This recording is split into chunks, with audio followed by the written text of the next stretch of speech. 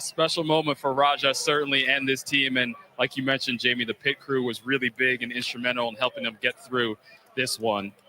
Rajah, you told me earlier today, right? You said, I am one excellent day away from getting a win and getting back into the playoffs. How's that for an excellent day? I didn't expect that at all. Those guys were breathing down my neck the whole run. My pit crew won that race. Jerry, Zico, Dawson, Josh, Cody. Yeah, they won that race for us. Got us off pit road twice. So thanks to them. Thanks to Mr. H, Miss Linda, everybody at HendrickCars.com, the men and women at Spire Motorsports Chevrolet. We've been off this year, but good to get a dub tonight, man. I'm sorry I'm out of breath, but that was a lot of fun. What's going through your mind as Corey Heim, a guy that has 4 wins already this season, is barreling down on you towards the end of that race, trying to hold off him and Lane Riggs as well? Yeah, I don't know. I just was asking myself how bad do you want it. I think it's I don't know. I just try my best, and we had clean air, and their stuff was better, but I just did my best. That was it. Rajah Caruth, your winner at Nashville. Moment for Rajah, certainly, and this team. And like you mentioned, Jamie, the pit crew was really big and instrumental in helping them get through this one. Rajah, you told me earlier today, right? You said, I am one excellent day away from getting a win and getting back into the playoffs. How's that for an excellent day? I didn't expect that at all. Those guys were breathing down my neck the whole run. My pit crew won that race. Jerry, Zico, Dawson, Josh, Cody. Yeah, they won that race for us. Got us off pit road twice. So thanks to them. Thanks to Mr. H, Miss Linda, everybody at HendrickCars.com, the men and women at Spire Motorsports Chevrolet. We've been off this year, but good to get a dub tonight, man. I'm sorry I'm out of breath, but that was a lot of fun. What's going through your mind as Corey Heim, a guy that has 4 wins already this season, is barreling down on you towards the end of that race, trying to hold off him and Lane Riggs as well? Yeah, I don't know. I just was asking myself how bad do you want it. I think it's I don't know. I just try my best, and we had clean air, and their stuff was better, but I just did my best. That was it. Rajah Caruth, your winner at Nashville.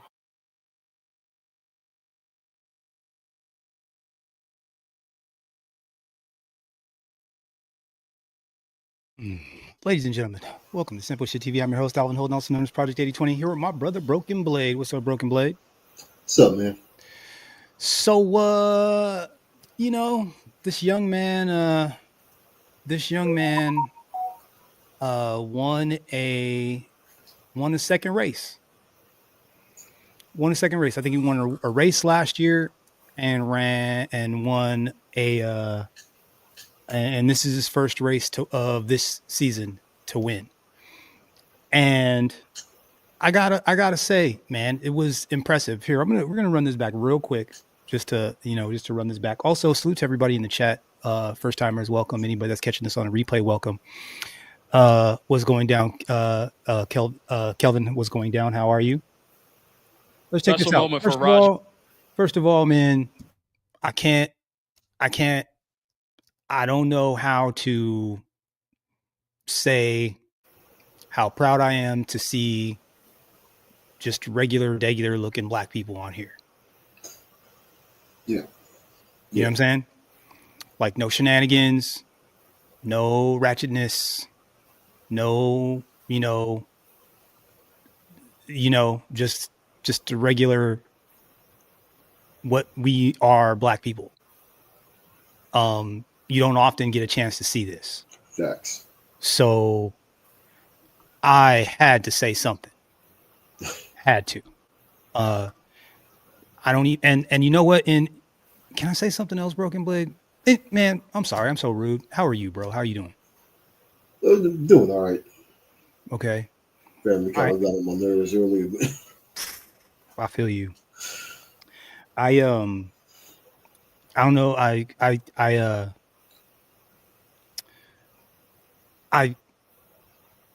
found out some information today while I was doing some research that really put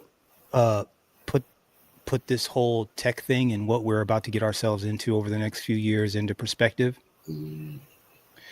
I sent you a link to the podcast. Yeah. It's long. I watched it all in 2x speed. We're entering into a new time. And we kind of talked about it, whether we kind of zig or we zag. Yeah. We have some pretty interesting decisions to make. I think we need to get ahead of the curve. Yeah. And I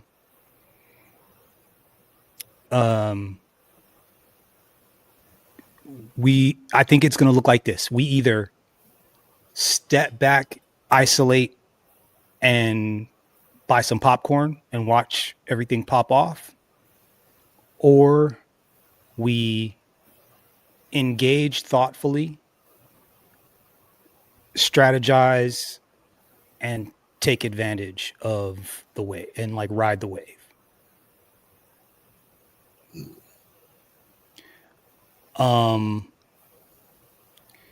If you stay plugged in to this thing that's happening, if you stay plugged in, I don't think anybody knows where it's going to go. But if you stay unplugged, it'll probably look like what it did when people first came onto this land. If I had to guess. But we'll talk about it offline because it's not even something that we can even talk about. Okay. Also, NASCAR has absolutely dropped the ball. I have to say I'm a little bit bummed out by how they've represented this young man, or haven't represented this young man for that matter. Right.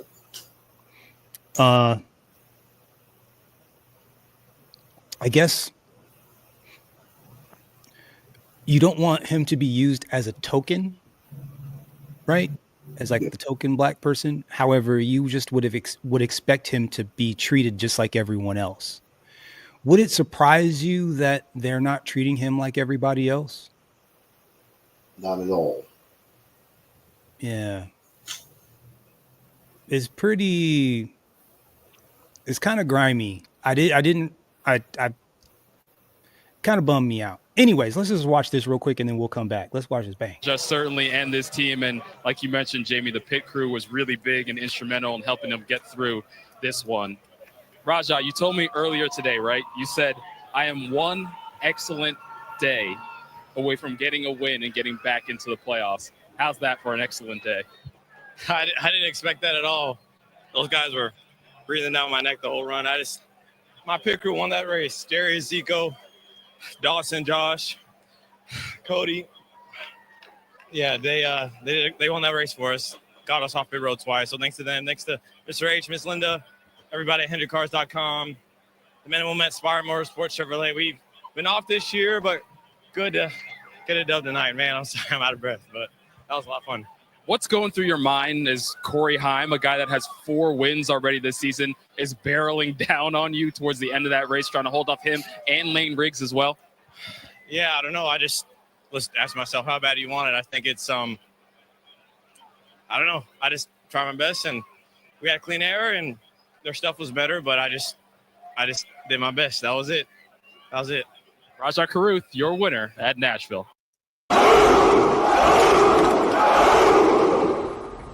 Shout out to that young man.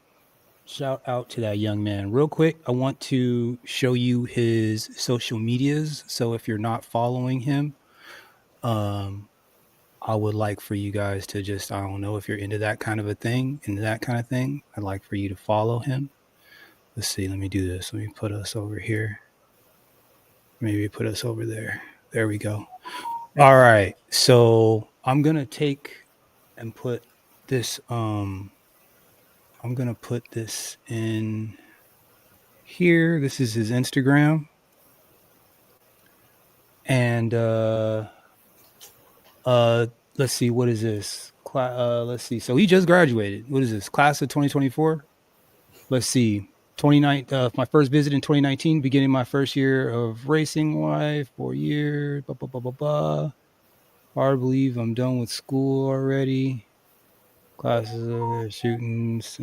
So student at Winston-Salem State. So that's where he's at. Winston-Salem State is where he just graduated from. So shout out to that young man, because he just did that too. That's not easy. And this is some of the images from his win. I think that might be his chief. He had one of the most epic tire burnouts at the end of the race, which was, about that life. So I was happy for him on that. But Broken Blade, have you ever watched the Truck Series? Have you? Oh wait, that's not the right link. That is not the right link. I'm sorry, guys. Is that you? Yeah, I think so. Oh, okay. There we go. Disregard that last thing here. That is this. Bam. I think that should be it. That's his Instagram right there. Okay, yeah. So if you want to follow him, that's his Instagram. That StreamYard, you don't want to do that because he won't get in. Okie dokie, Smokey. So Broken Blade, have you ever actually watched a Truck Series race? Oh, no, not really. Not on purpose, right? Yeah. They're really not that entertaining, and they're really. That's a lie. That's a lie. That's a lie. I'm so sorry. That's a lie. That's a shitty thing to say. That's a lie. That's not true. Okay. So if I had to,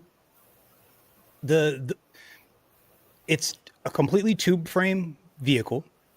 Okay, meaning like not like built like the cars we're normally used to. It's like 100% tube, and the body sits on top. Aerodynamic, it's like driving a bus. It's limited to. It's pretty. They keep it pretty simple as far as how the parts work. It's just purely race parts. I mean, essentially, you're in a tin can that goes almost 200 miles per hour. Gotcha.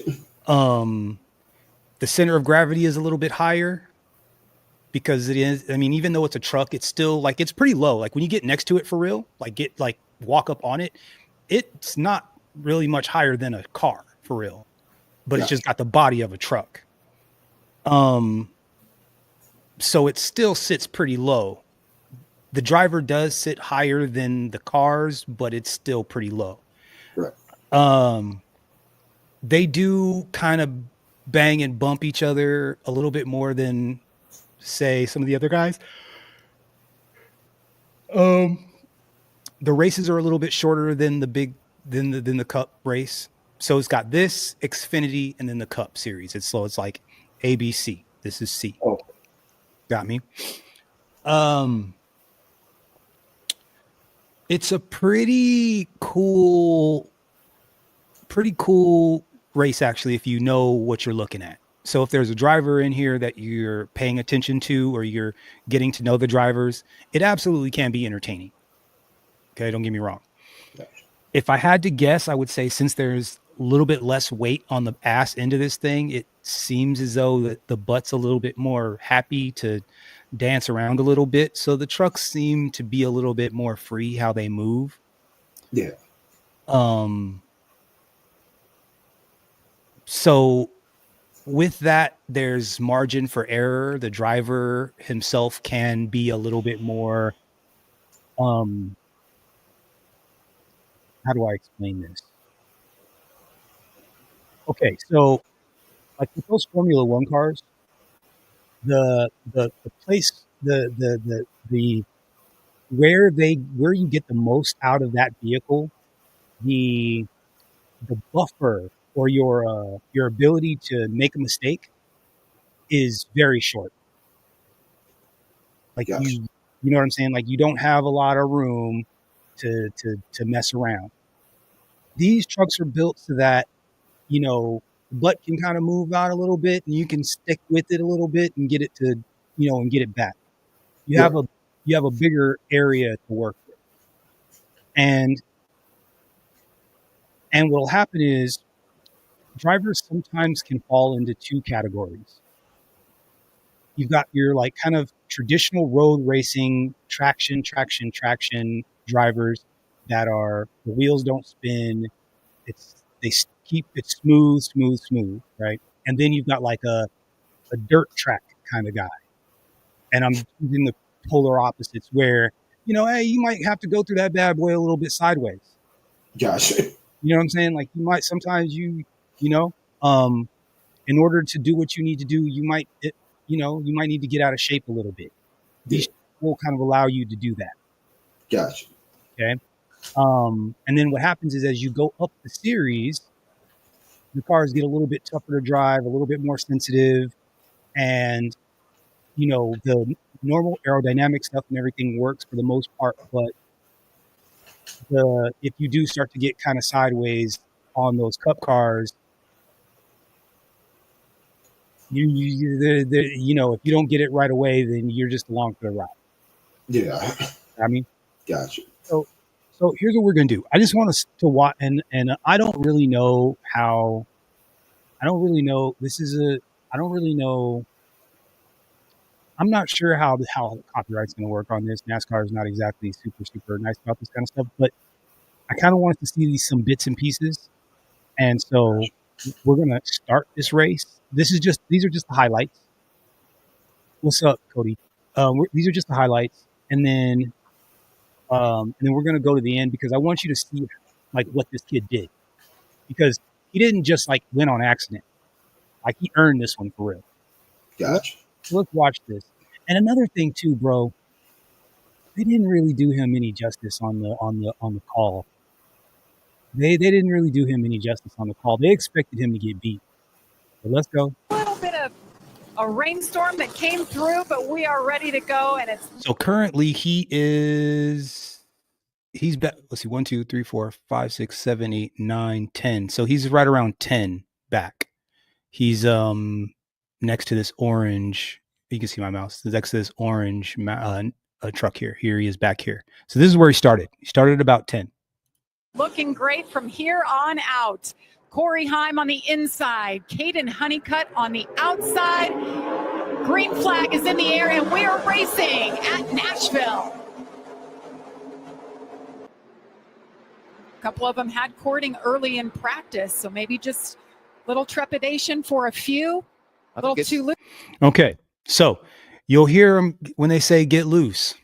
Is exactly what you mean, what it means. Okay, and usually what'll happen is you'll kind of see the back end wanna skip and skate. Okay, when a car pushes, that means that you turn the wheel and the car goes straight. That's oversteer. No, that's understeer. I'm sorry. Understeer. Oversteer is when the back goes. So when you turn got me? Okay, that's the differences between the two. Loose for others. I think it's that pack they're in. There's no aerodynamic side force. And so at this point, he's still back somewhere. So they're just racing hard and they're nearly crashing. Caution is out. Fluid in turn 1, we're being told. Well, maybe that's why they were sideways. That would definitely cause it. Okay, so currently he's in 4th. If that was the case. Here we go as the drivers approach the Echo Park Automotive Restart Zone. First restart of the night. Corey Heim, Corey Day, Caden Honeycutt, Rajah Caruth, the first 2 rows. Nice start by Day and a good push by Rajah into the back. So Rajah just pushed. So that looks like his teammate. They're from the same team. He's in 4th as of right now, and on that restart, he's pushing the guy in front of him. That 7 truck, giving them the speed on that outside lane. Can Day stick up top?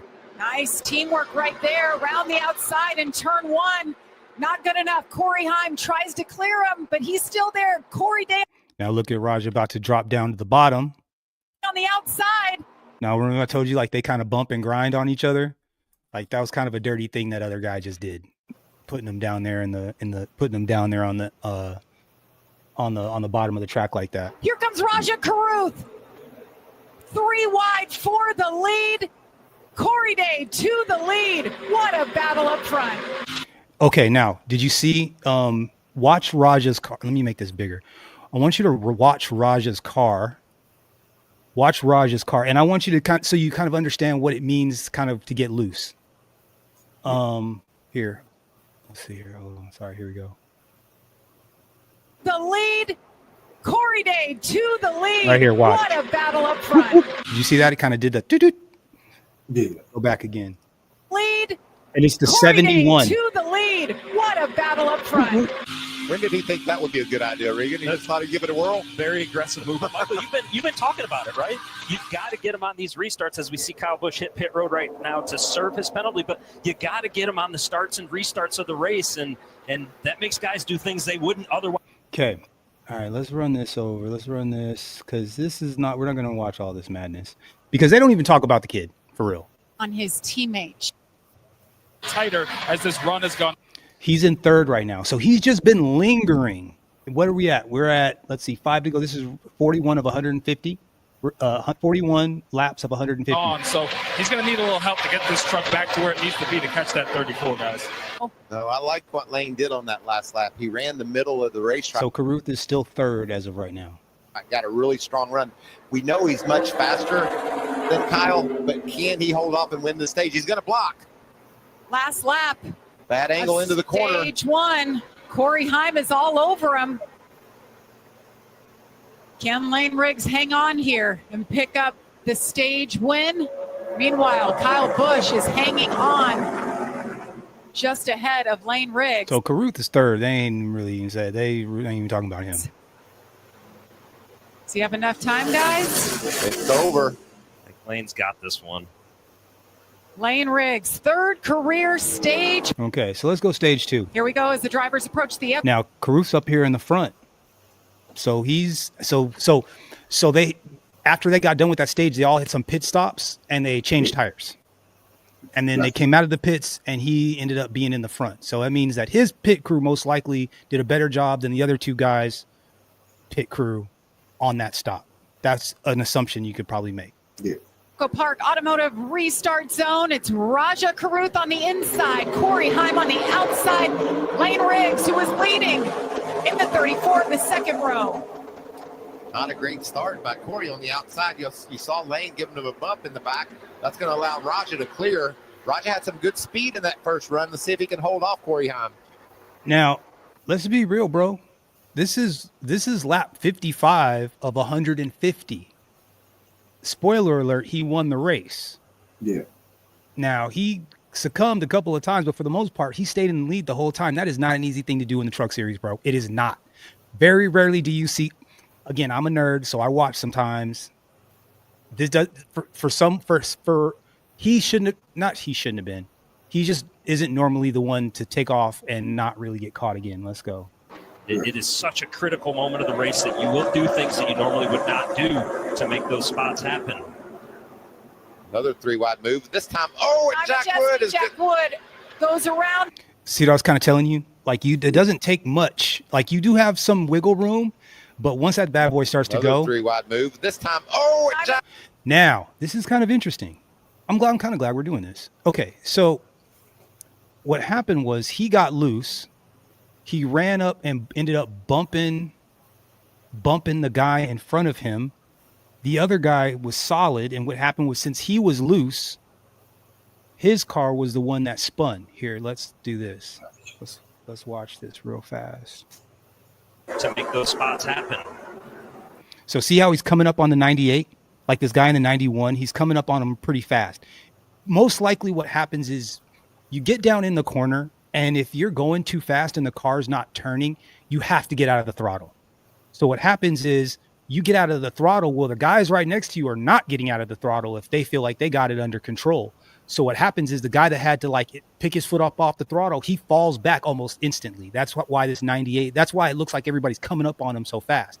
Well, the 91 couldn't get out of the way fast enough and he tried to make a last second movement and it ended up moving putting him in a bad spot. Race that you will do things that you normally would not do to make those spots happen. So let's see. It's the 98. Another 3 wide move. This time, and Jack Wood is Jack Wood And he goes around. Can they all avoid him? Wow. The guy in the 15, whoever that guy is a savage. Because 2 wide move. This time, and Jack Wood is Jack Wood goes around. he was not only was he in front of the truck or coming up on the truck, but he was like on the far front side of the truck and still had fast enough hands to get his truck off to the other side. And then the 66 too didn't get hit either. Around, can they all avoid him? Wow. Great job in the 15, but That's not an easy thing to do. 63, he goes around. Akinori Ogata. Wow, what a job. Okay, so anyways, we're gonna watch the final stage, okay? Because I think this is probably we're gonna watch the final stage. Let's watch this part. Left, turn to the left. 47 laps to go. So the young man is right now, he's first place. And really quick, shout out to Cody Marshall. Thank you so much. Congratulations to Rajah Caruth. Black excellence. Yes, sir. You know, he doesn't know us. We don't know him, but you know what? Like, he's representing us. Shout out to him. Anyways, let's watch this rock. Let's go. Here, Rajah Caruth's pit group got it done out front. He will lead him. Corey Heim is next to him. Grant Enfinger, another gainer on pit road. Corey Day, second row on the outside. Great jump there on the inside. Rajah did his job. Good job. Look at him squirt through the center there. There you go. Caden Honeycutt washes up the track. Here comes the you 34 go. lane Riggs, who lost 7 spots on that slow stop. It was an impressive restart by Caruth, wasn't it? Could be tonight, but I think my guy tonight have been really impressed with Rajah. You know, we haven't seen race-winning speed out of that truck all season long, and I know his confidence hasn't wavered at all. He knows that he's got a great team behind him, and he's a very positive young man about what he does and how he goes about things. And he's just really performing at a high level here this evening, and that's cool to see. And what I really like, Michael, is the previous lap to this one, the quickest truck on the track, right? He's holding up to the pressure of, okay, I've got Corey Heim, who I know has been so good all year long behind me right now. I got to be perfect. And now what he's going to have to do is pick the exact right times to get past this lap traffic as we see him dealing with the first one right now. Well, yeah, as Heim is trying to track down that 71 truck of Rajah Caruth, just came over the radio a little while ago and said he's struggling off throttle. The truck is just getting too free during this run right now. He said he's giving it everything he's got, trying to run different lines to track him down. He's closing the gap a bit, but he's trying to manage what he has right now. And Regan and Mikey, how difficult is that when there's no more stops right now for him? He's absolutely did. did. What he has to the end of the race and try and catch the 71 and battle through this. Rajah Caruth. Big run for Lane there, but he just can't. He homeboy's walking him down now. Now, I don't know if you guys are used to reading these kinds of things. I don't know. We might as well use this as an opportunity to kind of just to learn a thing or two. Okay. So the timing here, so what you've got is you've got negative time from the leader here. So this is so let's less than a second. It's 200ths of a second, 2/10 of a second, 5/10 of a second. They're down to the hundredths. The next person, the person in fourth place, is 3.6 seconds back, 8.3 seconds back, 10 seconds back. Got me? So that's what that says. So you'll know where first and second place is, because sometimes you'll see a guy, there'll be a truck there, and then there'll be someone else. They might be lap traffic. So what's happening right now is Heim is Heim is the 11 car, but sometimes you'll have cars in between that are being lapped. Sometimes, but absolutely. Yep. Let's rock. Get to the bottom. Here he goes. Rajah's loving what he's seeing in his mirror right now, isn't he, Regan? Well, and you know, as you see Lane try to get this move, it's going to be so difficult to complete in 1 and 2 because Corey Heim has been so good, and they are Did close. they touch each other down the again? front straightaway. So this is the benefit to being in the situation that he's in. He's got 2 guys competing right behind him. So while they're taking the air off each other's car, while they're taking not the perfect line or not the fastest line through the corner, while they're dilly-dallying, he can kind of get away or at least keep a little bit of distance, right? So as long as they're back there doing their thing, they're not messing with him. So he's good with that, right? So eventually somebody's going to have to decide that, hey, one of us is going to have to go try to get this guy. Battle through 2. Rajah Caruth setting sail, 7/10 of a second lead over Corey Heim. Now, he did that little weave. I don't know if you caught that. setting sail. See, as he comes off this corner, so right, he's kind of close to the wall, and watch what he does right here. Lead over Corey Heim. See how he crossed down towards the bottom of the track? What he's doing is he's trying to break the draft because he doesn't want the trucks behind him to get in that draft so they can catch up to him. Gotcha. It's a noticeable difference. If you get especially at these speeds, you don't even have to be. You can be further away than you think and still get in that draft. There's just a pocket of air that they've already cleared out the air. The air is already kind of moving in that direction. So there's less resistance than the guy in the front. Gotcha. So he's probably coming on other trucks, trying to get behind them. But at the same time, he wants to make it so that these guys behind him can't draft off of him either. So he's going to come off of those turns and he's going to kind of weave into the center to kind of break the draft. That's just a strategy. The next flag they see will be the white flag. Here it is. White flag in the air. Final lap from Nashville. Big run down the front for Corey Heim. Can he get there? Rajah Caruth has tasted victory one time in his career. He put so much effort into learning this craft and becoming the race car driver that he is in the Truck Series. Dipping down. Turn 3, Corey Heim sets sail in there. Now, he took the inside line. Inside line, it's like, look, if someone's going to beat you, make them go the long way around, which is on the outside, typically.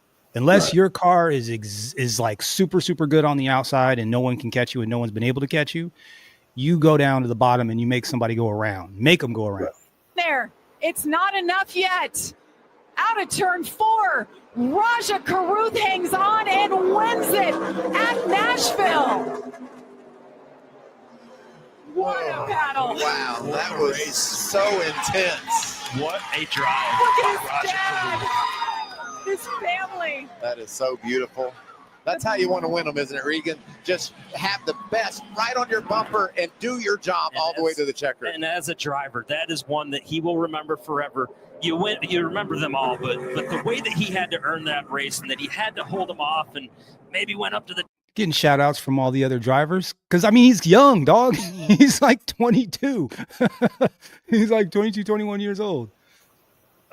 Getting shout outs from the other drivers. That's respect right there. Having them wave around, topside just a little bit, knowing how critical that was with about 10 to go. Cause they were really trying to catch him. They were really trying to run him down for real. Like they weren't giving him nothing. To keep the 11 of Corey Heim behind him, this is a race he can be very proud of. Playing defense. He put his truck exactly where he needed it to be in order to be able to do what he's doing right now. Told you. Epic donuts. I hope he sees that safety vehicle. Kevin Bono Mannion, his crew chief. The 22-year-old from Washington, D.C., graduated in December. He can drive, but he's smart too. Checks a lot of boxes, Rajah does, and he just, I can't get over what he did tonight. And you talked about his dad walking out right there, and this is going to be an excited celebration when he finally climbs out of this truck. He hadn't even thought about that guitar yet, I don't think, Regan, but he's getting ready to get his hands on one of the coolest trophies in NASCAR. Popular win. He held off the best in the series right now. So that's real. That's real. That gave me chills. That gave me chills a little bit. That gave me chills a little bit. I'm happy. I'm happy for him. Because let's be real. Because like we've seen Bubba Wallace before, right? Like we know what Bubba Wallace looks like, right? We've seen Bubba Wallace. Bubba Wallace is a light-skinned black man. He's on the edge of what we would consider a black man. I mean, he's I'm not going to take his card. I'm not trying to take his card. I'm just saying that like, in regards to looks and color. Yeah.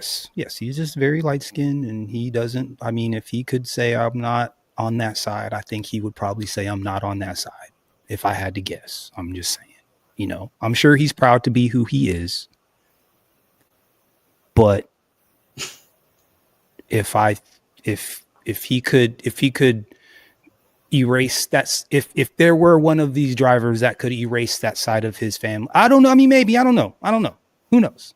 He just doesn't seem all that connected with that side is all. Yeah. Mm-hmm. So this brother it was good to see. It was good to see him, and I've been following, I've been watching. He's kind of had a middle of the road top 10, top 15 truck for the last year and this year. He did win a race and he won Las Vegas last year. So he's been up in the front a couple of times. He doesn't wreck a lot. Like, he brings a truck home. Look, half the time, bro, these dudes be wrecking out, crashing the trucks and not even bringing it home. He gets his truck home all the way. Finishing the race is half the battle. Yeah. So he finishes the race. I think we looked at his. Oh, and here's what I want to do. Let's just get a quick look at his website real fast. This is his website. I just want to do a better job of trying to support these people, man. These guys, when they're doing stuff that's cool or doing stuff that's, this is his website. I put it in the. Oh no, that's not it. Damn it. My copy paste is not working properly. Here we go. Nope, that's not it either. It's rajahcaruth.com.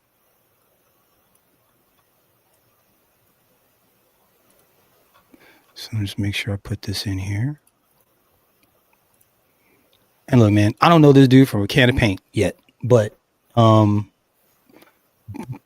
think, we got to start making some of these connections and making some of these connections matter and supporting, because if we support him, then there's likely to be, he's likely to, they're likely to have more drivers if they know that, people will support them.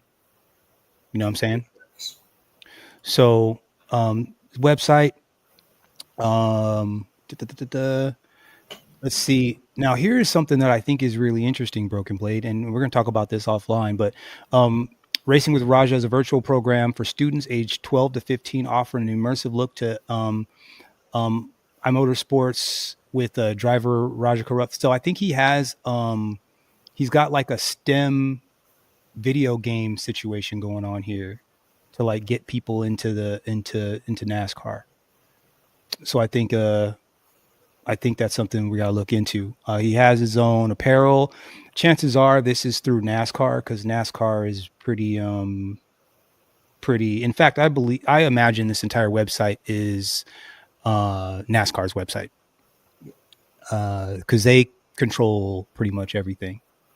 But again, like I said, if you want to support him, once again, the more, at least, even if you just hit the link and show some traffic on his website, is still better than nothing. So there's that. Black Enterprise speaks to Rajah Caruth after his historic win. So we'll cover some of this stuff in the, one of these days. We're not going to get super duper deep into it.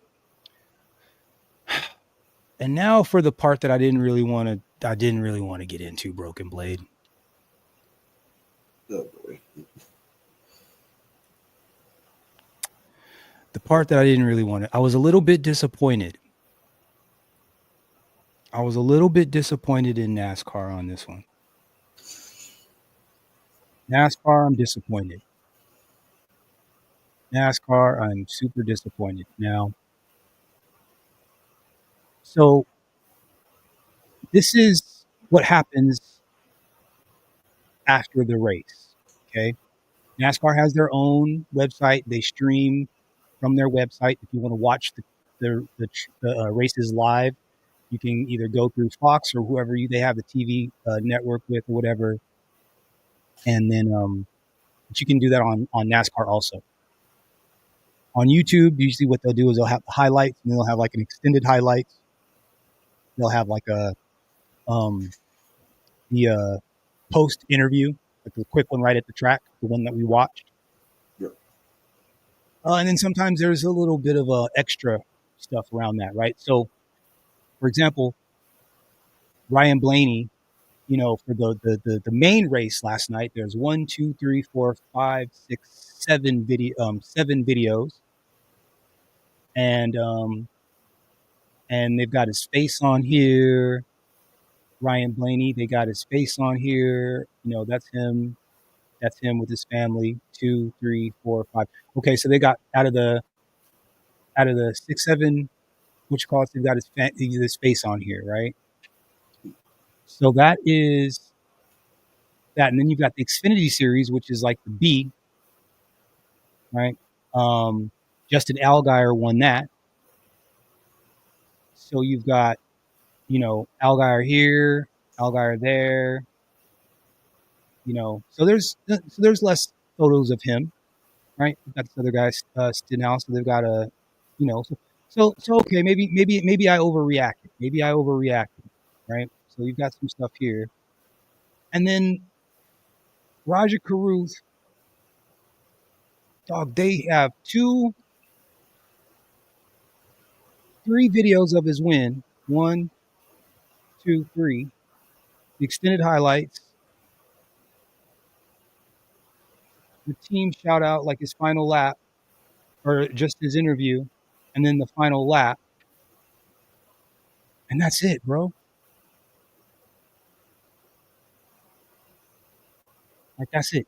You just got one little this right here. And he wasn't even, and he's got his helmet on. They couldn't find a picture of him with his helmet on. That they have a good shot at him in the interview without his helmet. Yeah. And here's the thing, it's not like they don't exist either, because check this out. Check this out. This is his Instagram, and these are all the official photos. Right here, look. Bam. Bam. Bam. That was right after he got off the mic.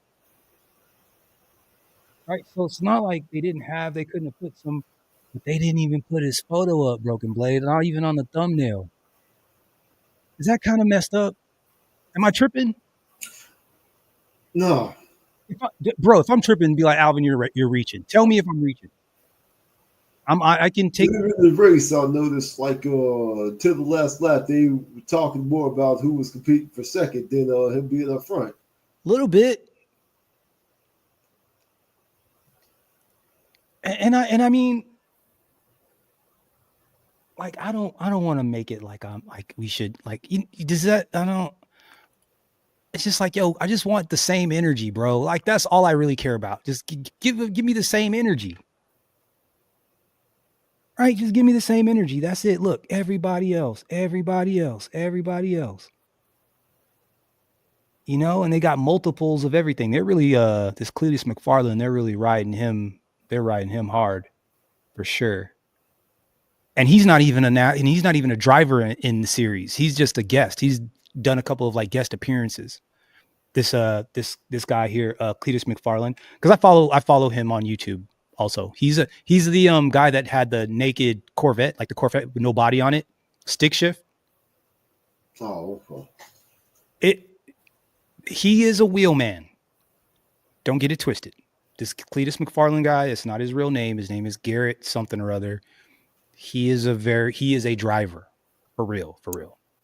A driver. So for him to go from what he does and then kind of jump into a NASCAR every once in a while in the ARCA series, which is actually a level below the truck series. So you've got ARCA, truck series, Xfinity, and then Cup. Gotcha. ARCA, truck, Xfinity, Cup. ARCA, usually they do theirs on, sometimes I think they drive on Friday. Sometimes they race on Friday. And then the truck series and the, sometimes Friday.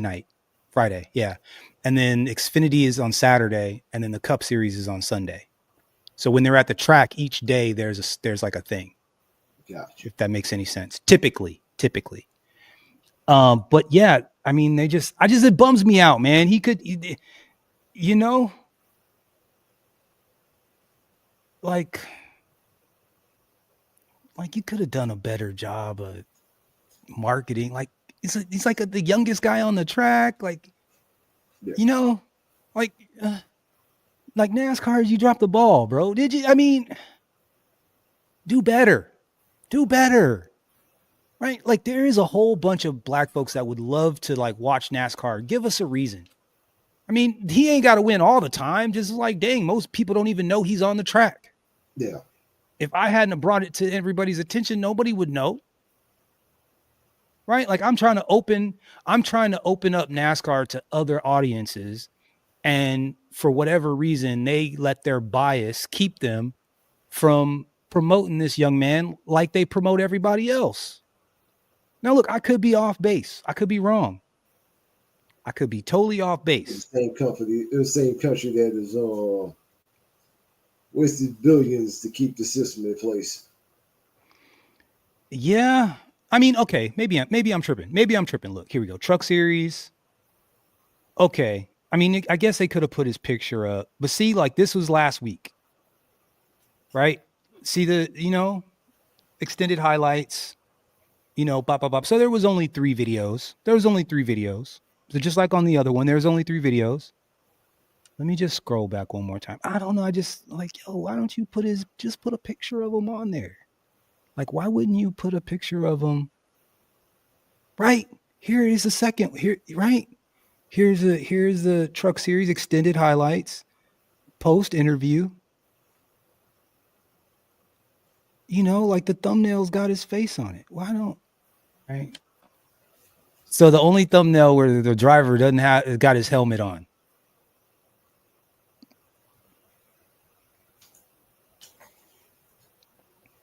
All right, though. All right, man. I'm supposed to just pretend like I don't notice that shit. Okay.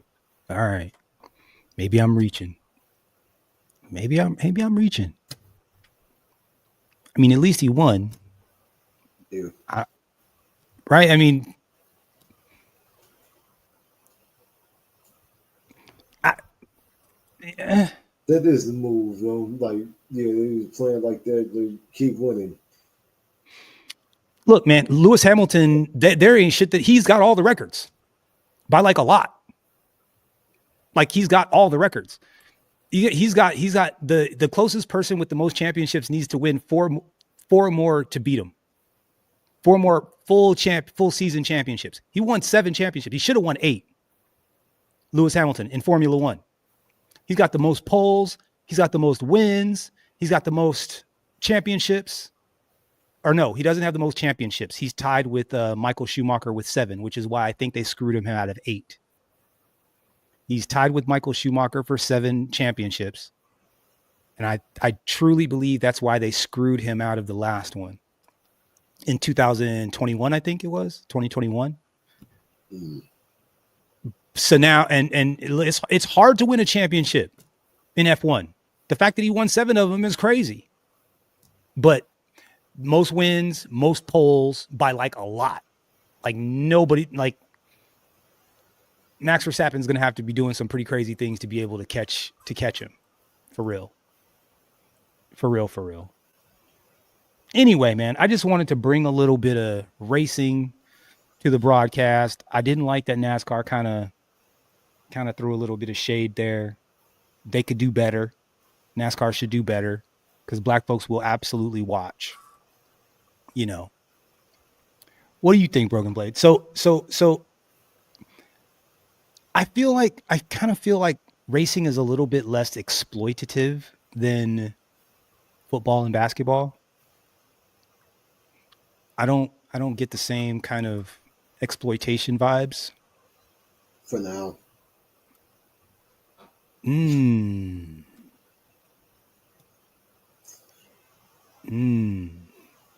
Pushes dolls of plastic. Why wouldn't theirs be?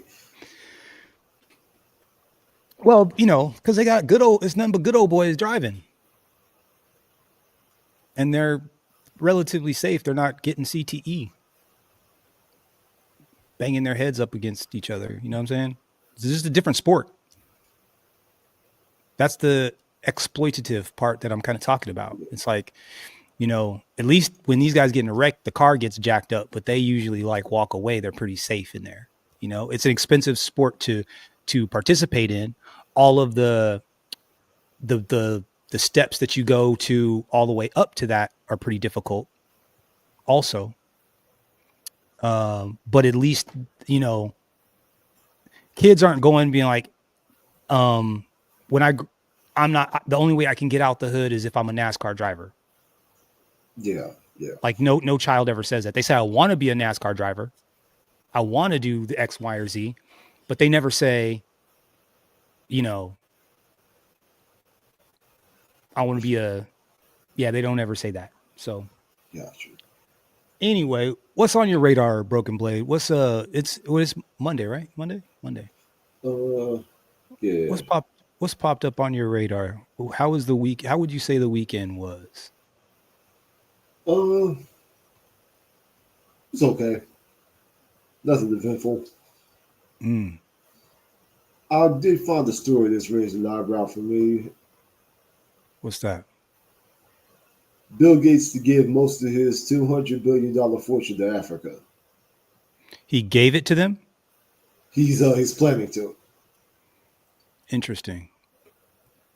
He's planning to. Yeah, he's said earlier he's planning on giving most of his money to the Bill Gates Foundation. Oh wait, no. Okay, no. Yeah. Did he say he was giving it to the foundation, or did he say he was giving it to the countries in Africa?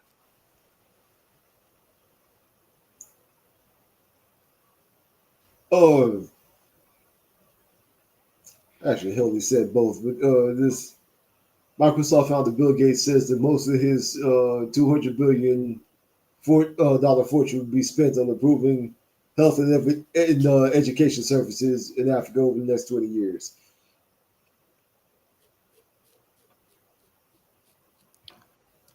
Broken Blade, do you have that "Don't you find that suspicious" button? You don't find that suspicious? You don't find that suspicious? You don't find that suspicious? What's your gut telling you on that one?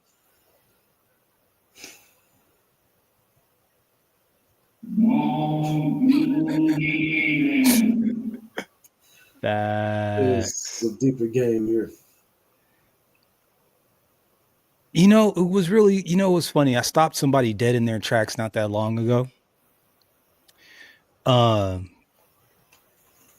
said, do you honestly think in your heart of hearts that the American government gives a shit about a whole bunch of Africans?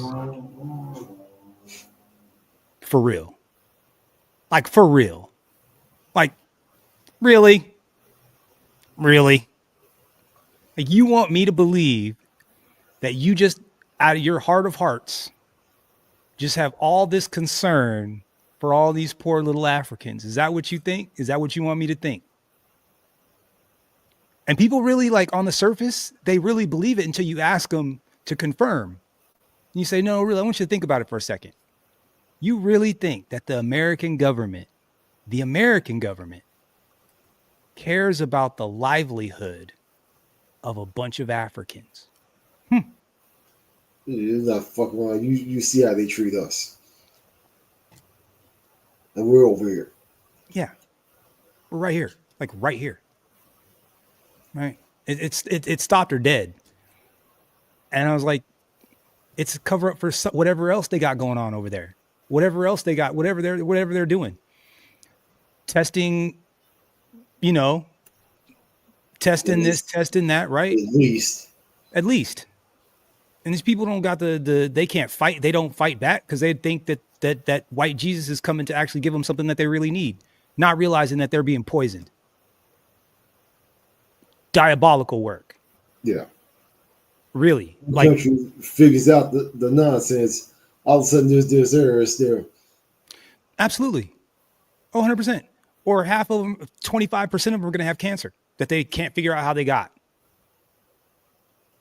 From some stuff that got brought in, you know what I mean? Like they don't, it's like, man, I had it's just like crack cocaine. It's like, do you know how you manufacture crack cocaine? Like, you know how you, like, where it comes from? Like, that shit comes from Afghanistan and Colombia. So you think a bunch of hood dudes are smuggling in raw cocaine from Colombia and Afghanistan, huh? You think it's us doing that, huh? We're getting it here, huh? That's what you think? We're selling the pure version of the product. Yeah. Far higher price than the over-processed version. Yeah. Like, sure. Because that's how that works. Yeah. What economics, like, where the economics does that make sense? Yeah. Where they do that at? Where they do that at? Anyways, I just thought I would put that out there. Here, you know what? Let's hear what this brother got to say, because everybody is starting to figure this out. Something negative is going on, everybody's black, but when something positive is going on, suddenly they're Caribbean and African. I guarantee you, if you go to your favorite, black fatigue or Caribbean fatigue, let's talk about it. I think it's interesting that when something negative is going on, everybody's black, but when something positive is going on, suddenly they're Caribbean and African. I guarantee you, if you go to your favorite stripper's page, you'll see a foreign flag in their bio. Ooh. At least 95% of the time. Scrippers. In recent American history, there has been a large influx of immigrants. And isn't it interesting that this correlates with the large rise of ratchetness? See, back in the 80s, 70s, 60s, 50s, 40s, black American women wouldn't dream of being this ratchet. But you know who was ratchet back then? The people who have carnivals on their islands where they're half naked all day. Caribbeans will make sure everybody knows that they're Caribbean while they're graduating college, but while they're on the stripper pole, they're yelling black this, black that. And the backlash falls on black American women. Caribbean fatigue is what we're experiencing, not black fatigue. Black fatigue or Caribbean fatigue? Let's talk. Shout out to him. I mean, you know, he's preaching to the choir, but sometimes people just need to hear that. Yeah.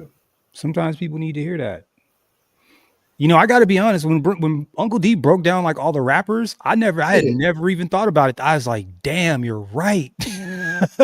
I'm like, "Yo, all these ratchet hoes are Jamaican or they got Jamaican heritage." I was like, "Damn, I didn't even know." Yeah, when he went far back as trainer at Fox Brown, like, yo. Yeah. Bro, I gotta be real, man. For a minute. What's that? They've been forcing in the game for a minute. Yeah, it's not a new thing. It's not a new thing at all. Shout out to Riley Gaines. We're gonna watch this again because you know. So this is one of the championships that were won by a female who used to be a male. You know, shout out to the LGBTQ element OPs, HTTVs. Here we go.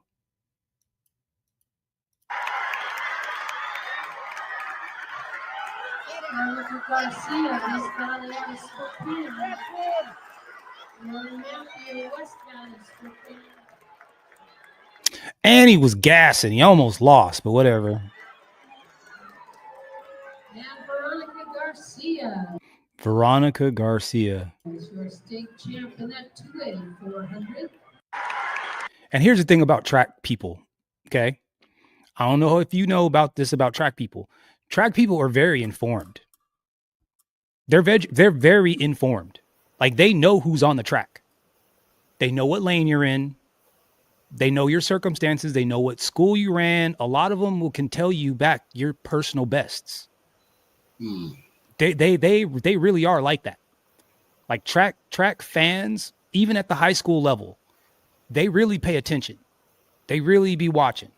So there was an audible when they announced her name, because I'm sure there's a lot of people that knew that person was on the track.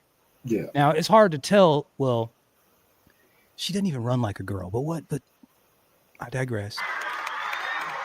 Right? Like, I can kind of tell that's a dude.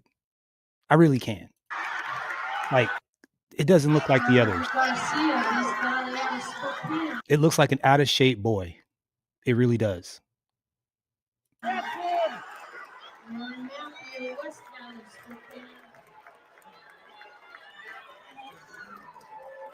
And Veronica Garcia is your state champ in that 2. And boo! Yeah, that's whack, bro. That's so silly. That's so silly. When did you get married? Approximately 3.5 years ago, almost 4 years ago. What would you? I'm married. That's what's relevant to me. Get your arm off Yeah. When did you get married? Approximately 3.5 years ago, almost 4 years ago. What would you rate me on a scale from 1 to 10? Like hotness? Everything overall. Overall, hold on.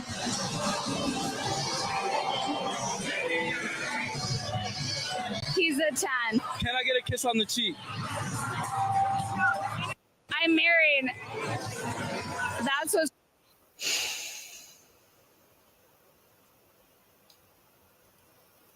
You nasty dumb urban bitch, you.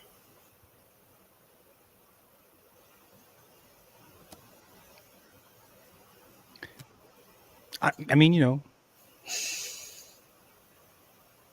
you got to trust him. You know what I'm saying? God, you know, because if you question her, you're insecure, Broken Blade. You're insecure. Now, okay, I got to ask you real quick. If you got to go somewhere and this happens to you, how do you handle it?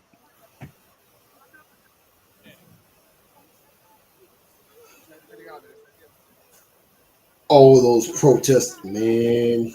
Yeah, they're protesting.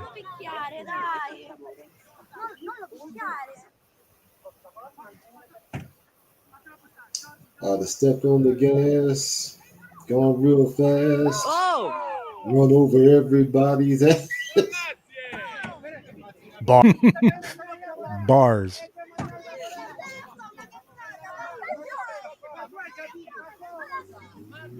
This job potentially a family emergency. Want to mess around like.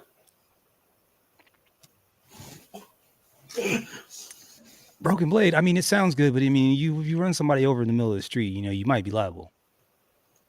You trying to catch a charge? It depends on. I think Texas has laws backing up the driver in situations like this. What do they? Do they? I think so. Can you be afraid for your life? I don't know. I mean, I guess he did what he did.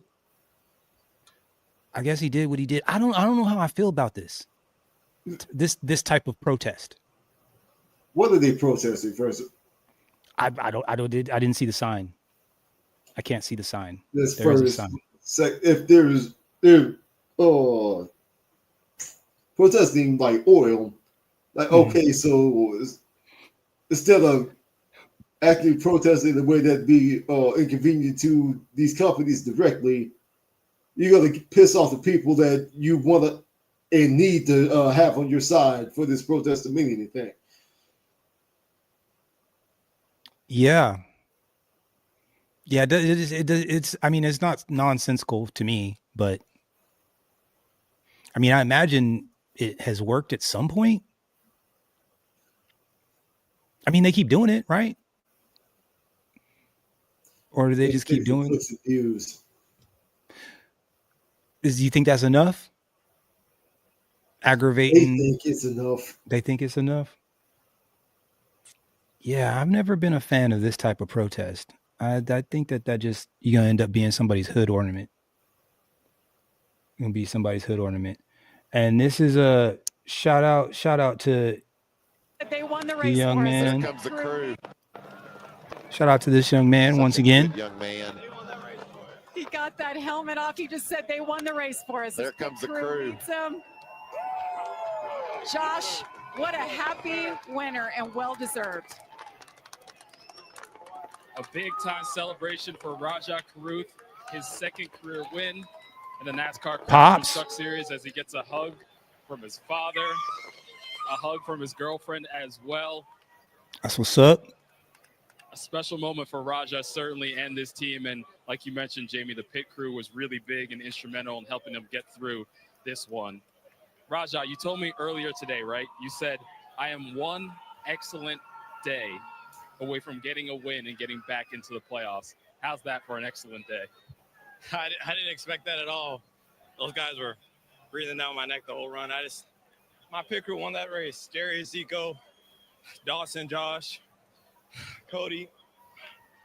Yeah, they won that race for us. Got us off pit road twice. So thanks to them. Thanks to Mr. H, Miss Linda, everybody at HendrickCars.com, the men and women at Spire Motorsports Chevrolet. We've been off this year, but good to get a dub tonight, man. I'm sorry I'm out of breath, but that was a lot of fun. What's going through your mind as Corey Heim, a guy that has 4 wins already this season, is barreling down on you towards the end of that race, trying to hold off him and Lane Riggs as well?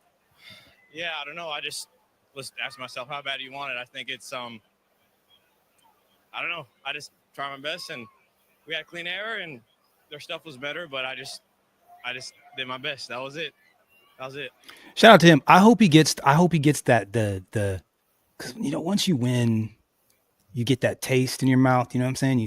Everything goes the way it goes, and you're like, yo, we gotta now. I don't want, like now it's like, well, I can't lose it. Like I gotta get back here again. Now I gotta make it a regular thing.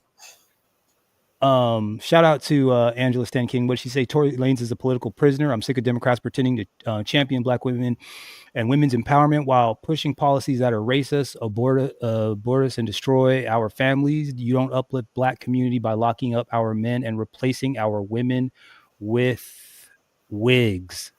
Damn. We're replacing our women with men in wigs. Yikes. And then she posted, thank you, Megan Thee Stallion, for using your voice to speak out. Black women do deserve better. I promise when Joe Biden and I are elected, we'll continue to show up. It's not just lip service, but with action. Wow. Wow. How specifically did Biden help them out?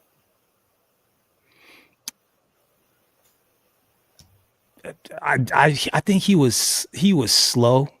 I think he since he was the way that he was, he allowed whoever was doing what they were doing to continue to do what they were doing. That's pretty much it. Whoever that was doing something was allowed to continue to do whatever they were doing. Can we do a public service announcement, Broken Blade? Oh, yes, sir.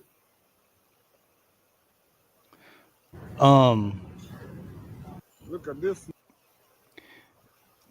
Gentlemen, I don't care how much money you have.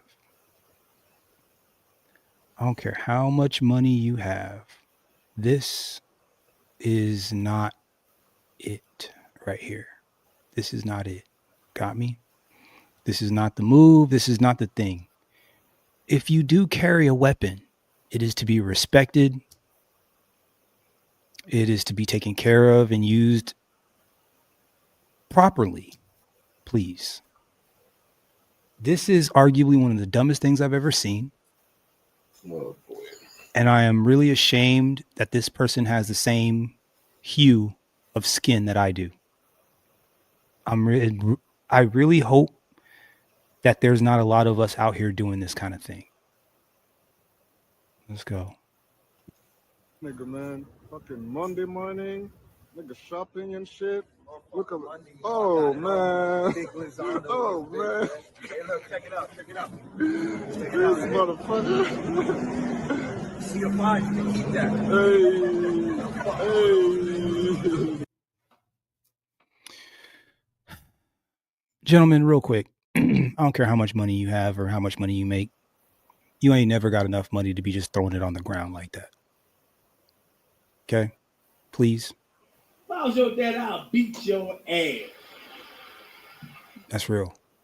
That's real. Transition a freaking firearm. Are you crazy? Broad daylight. Pointing it at someone. Broad daylight. Shout out to the cameraman for not flinching, but I would have been pissed. Soon as that thing would have went away, we would have had some work. What are the 5 rules of firearm safety? Don't point your gun at something you're not ready to destroy. Mm-hmm. Also, know your target, what's behind your target. You don't know behind. It was so ignorant. It was one of the most ignorant things I've ever seen in my life. Because here's the crazy part about this, bro. Look right here. Look, this right here. On the trigger. You know what I mean? Like, it's dudes like this that give us a bad name, broski. It's dudes like this that really give us a bad name. And I don't know where he's from. I don't know where he's going, but here, we're not gonna play that one part because I don't. By the way, just bringing it back to the start of this. The one thing I'm certain is will the bet money is different between him and Rajah. Yo, it is very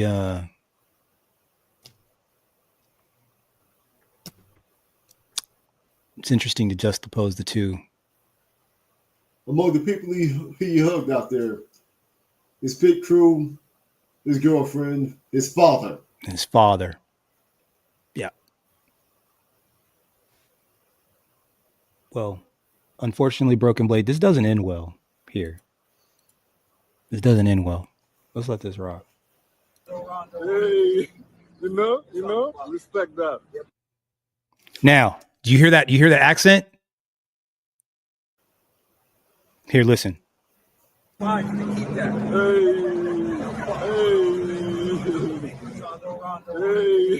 you know, respect that. Put your hands up. Walk backwards to the sound of my voice. Do it now. Put your hands up. Back. Back. Back. Stop.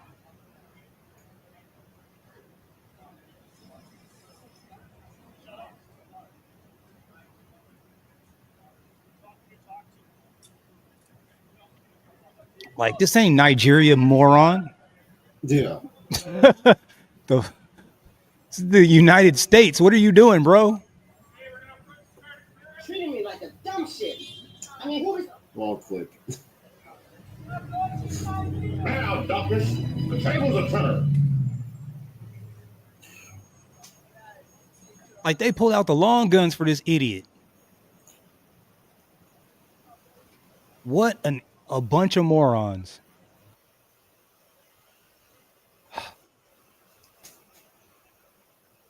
Look at this nigga, man. Fucking Monday. See? What did he say? What did he say? Look at this nigga, man. I'm telling you, Broken Blade. I'm telling you, gotta get rid of that word. Gotta get rid of that word. These tethers need to rein their own in. Yeah. Now, I don't know if you ever saw this clip. Did we watch this clip on this channel? Did we watch this clip? I don't think so. I don't know if I'm ready for this trauma right now, bro. I don't know if I'm ready for this. I don't know. We're going to slide past this. This is, I have seen this clip and it is triggering for sure. It's triggering. He's in his own driveway. Yeah, he's in his own driveway and they just pulled up on him. He was just outside and he just fit the description. And his wife is sitting there trying to talk to him. And see, the thing is, he's constantly got his hands on this dude. Like, he's constantly touching him. Like, he's holding him. Like, he's either holding him or he's got his hand on his, like, he's got his hand on his, he's holding one of his hands right now, one of his arms right now. And his brother's getting pissed because he's like, yo, I'm not even the dude you're looking for. And no, I don't have to give you my ID. I'm in my house. Like, I'm not even the dude that you're looking for. I can't watch it though. I get triggered. I get triggered. Shout out to this guy though. I don't know how you did not catch it. Hey, I live in the neighborhood. My Wi-Fi name is 1744. Your wife is cheating. I don't know how you did not catch on. Your address is 1744, but every day when you leave for work, a Nissan parks 3 houses down, walks up the side of your house, goes in your back door. I'm assuming you don't have cameras back there? Okay, your wife is smart, but she is unfaithful. I'm going to walk this way, but I don't live this way. Hey, I live in the neighborhood. Shout out to that guy. You know what I'm saying? Shout out to that guy. I wish I had good neighbors like that. I wish I had good neighbors like that. I really did. Right there, open that. Oh. A little more trauma for us. I need all my money back, bro. Right there, open that right now, bro. You been playing with me, bro. Them twins are not mine. Open this. Come on. What is this? This is DNA test for the twins. You know the twins? You said that was mine? 12 years? 12 years? You see this? It ain't even too big. I need it. I don't care, bro. I went to go get the DNA test, bro. Stop playing. Where's the money? I need my money. I don't care. I need my money. 12 years old. I don't care. If you want a DNA test, you should have got a DNA test for I laid on the table. That don't mean nothing, bro. Can you believe this broad said that? If you wanted to get a DNA test, you should have got the DNA test when I was laying on the table. You know how they do, man. You know their policy.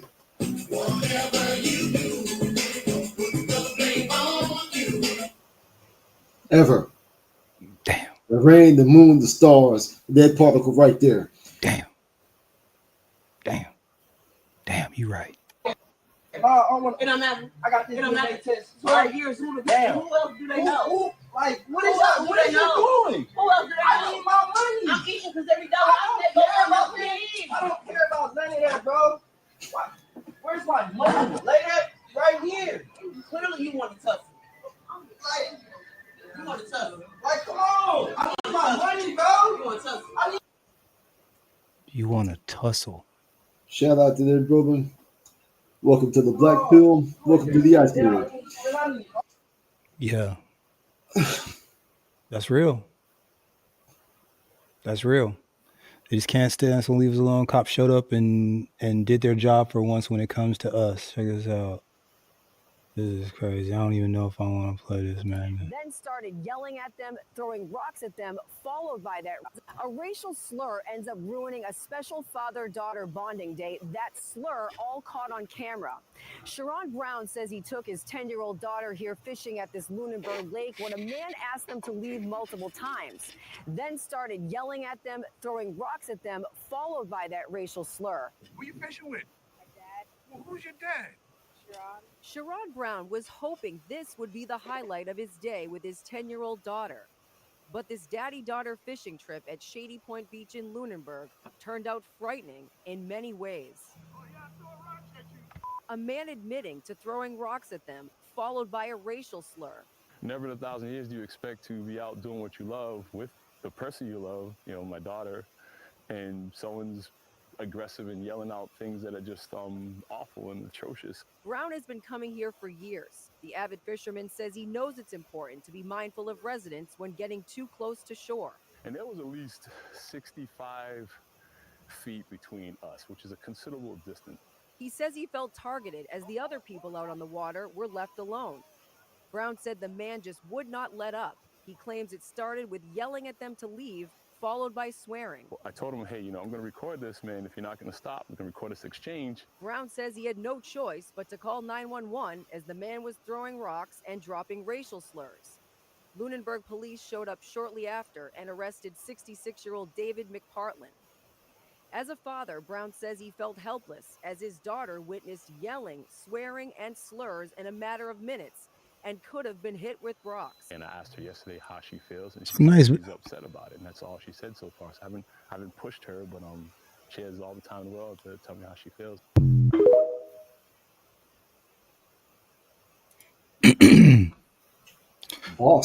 What did oh, of course, Boston's hella racist. Yeah, I'm surprised that the police actually responded. Yeah, really. I'm shocked a little bit. I'm shocked a little bit. I'm sure they probably thought they were going to show up and it was going to be the other way around. They were end up taking the black guy to jail anyway. But, yeah.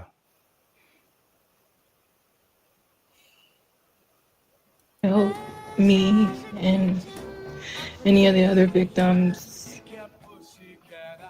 You know, I just hope we all get justice, and the amount of bashing, humiliation, slander, and threats that I've been receiving these last 3 years have been a lot, and it's causing me a lot of stress, emotional distress, and I just hope we all can come to justice and this all can be resolved and nobody has to relive all these things ever again. Everybody deserves a chance to be heard, and I hope me and any of the other victims, I just hope we all get justice. And the amount of bashing, humiliation, slander, and threats that I've been receiving these last 3 years have been a lot, and it's causing me a lot of stress, emotional distress, and I just hope we all can come to justice and this all can be resolved and nobody has to relive all these things ever again. Everybody. You nasty, dumb-burping bitch, you know I ain't got no love for you, you stinking motherfucker hoe. You was a hoe then, you was a hoe now. I will make a weekly series on you, you nasty, cum-burping bitch. You know ain't no love here for you. Fuck you, hoe. You worse than Missy Hyatt, motherfucker. You the motherfucking shit that was left in the rubber after they flipped it inside out. They just had residue, you nasty bitch. I second that motion. Can't even work up the tears. Like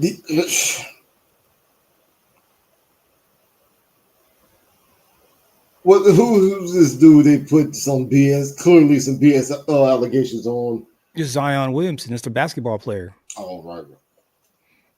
This is like his second or third. He has a type again. Allegedly, he has a type.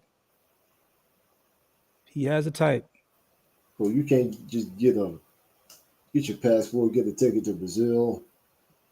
Yeah, no, that's a different kind of. Like, yeah, that's a different kind of adult star. I mean, you gotta know. You just look. Ooh, yeah, Sister Girl was not playing. That she didn't even learn her lesson either. She tried to come back and do it again. That's crazy. Yeah, we're not gonna go down that road. We're not going down that road either. I mean, people. It's bro. Man, I know. Shout out to Freeman's Journal, man, but it's the microaggressions like that. The throwing the rocks. I mean, that's an aggression, but you know what I'm saying? It's like people are getting outside their body right now and they're poking and prodding, trying to see, whether or not they can get away with stuff. Especially to jail. Trillions of dollars to drug the fuck up our whole country. Trillions of dollars to fuck the food up, to fuck air up. I love every black person in this country to get $1 million check and 100 acres of land. Absolutely. Are they owed that amount? 100%, if not more. Black people who would get that, it would bankrupt the whole country. For the people that built the country to make you that fuck money, all of a sudden now you worried about being bankrupt when you spend trillions of dollars on defense, trillions of dollars on unnecessary, trillions of dollars to send black men, especially to jail, trillions of dollars to drug the fuck up our whole country, trillions of dollars to fuck the food up, to fuck air up, to fuck the water up, trillions of dollars to make people sicker and sicker and sicker and sicker in this country. But you mad? We don't have the money because plain and motherfucking simple, you do not people. It is very obvious. For hundreds of years, we've been the most hated. Within that hatred comes the hypocrisy of loving our culture. You've made trillions off of our mother culture. White musicians, all of them have made money off of black fucking culture. All of rock, all of jazz, all the shit we created from the oppression, which is in itself. The oppression and the fucking abuse and the rape and the putting down of us, we create blues, jazz, rock and roll, reggae, ska. We invent all of that shit. And to top it off, we invent all the mod that you all use. From the video game cartridge, Henry Lawson. We got the pacemaker, Otis Boynton. We have the late Dr. Bath, who created the laser eye surgery. We have Dr. Gladys, who's still alive, who's almost 80 years old, who created GPS. We have the guy who created the algorithm for Instagram, who's a 21-year-old Ghanaian kid. We've done all this than the internet was discovered by a Nigerian guy in the 80s. Like, we've done all of this innovation, even though we've been shit on and continue to be shit on every motherfucking day, right? Because nobody wants us to live anywhere. Nobody wants us to have this unless we're playing sports for them athletically or sexually satisfying. All black people are good for. We're supposed to be at people's beck and fucking call when they want us to entertain them or make them some kind of money. But if we ask for being autonomously wealthy on our own, being autonomously having our own shit, all of a sudden everybody pitches a bitch, everybody has a fucking hissy fit. You don't want us in your neighborhood. You don't want us in your schools. You don't want us doing anything. But then when we say, hey, okay, that's cool, because Muhammad Ali said, hey, man, I think we should have our own state. I don't want to live amongst you. Like, well, why not? You don't want us around. You're segregating everything. And then as soon as we want to go, white people start panicking. You know, we don't want to be around you, so you can call us. We're tired of white cops shooting us. We're tired of this pissing contest that these white cops have because they're afraid of black dicks for some reason. Because most of this shit, black dick envy. We're tired of that. So what about this? Why don't we just give us what you owe us and we can go on and do our own shit? But no, they don't want that. White folks especially hate autonomous black happiness. They do not like when we are by ourselves doing our own shit. They cannot stand that. They don't even like us in a group. Whites always got to have their hand in our shit. And if they're not part of it, then we're back to being spoons and spades and all this other.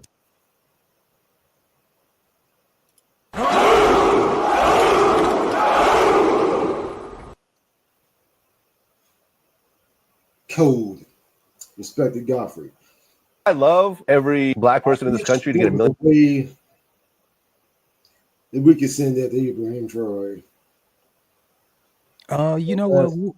We'll figure that out. We'll figure something out. That last part especially. Yeah. The white hands down there, is going to be a problem. Yeah. And I stand autonomous black happiness. And they don't like that. They don't like that. And look, I'm only making an observation. Based on what I've observed, that seems to be the problem. Again, bro, I don't have to, the Hodge twins came up the other day, the Tim Black show. He was talking about the Hodge twins, right? And he's just talking about how they hate black people. I don't have to sell you. Just look at their body of work and look how they talk about black folks and look how they talk about everybody else. And then make your own decision. Yeah. I don't have to. All I do is point and say, look, that's what that looks like to me. I don't know. Maybe you might get a different opinion of what that looks like. Everything Godfrey just said is 100% correct. It's like, look, whenever we get left alone, y'all come around.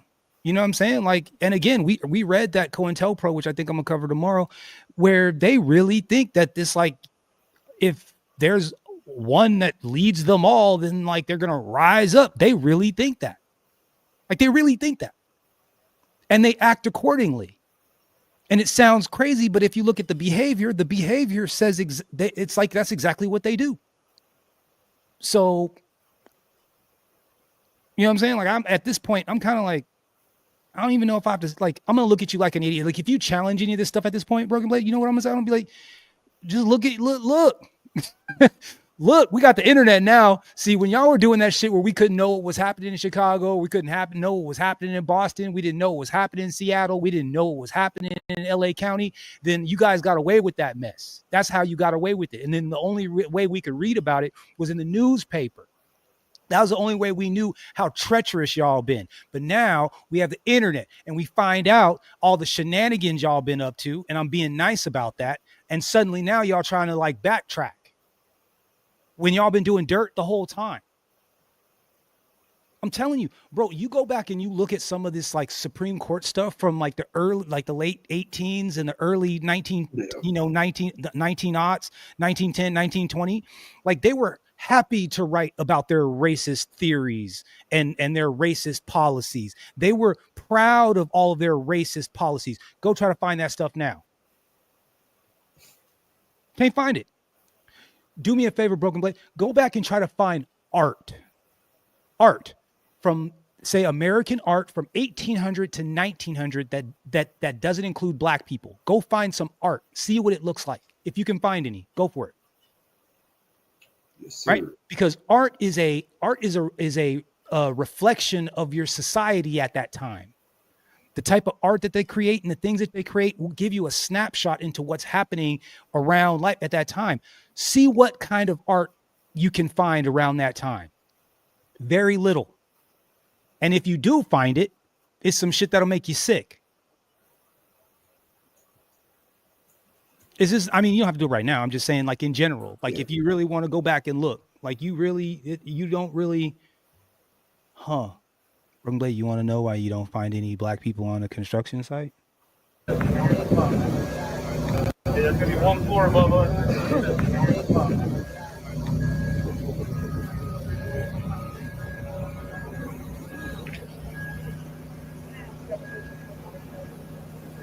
There's gonna be one floor above us.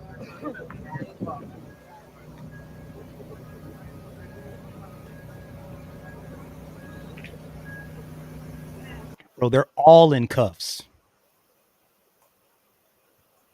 They're all in cuffs. Construction, they're all in cuffs. Because they're all illegal. And for every one of them, one of us can't have a job.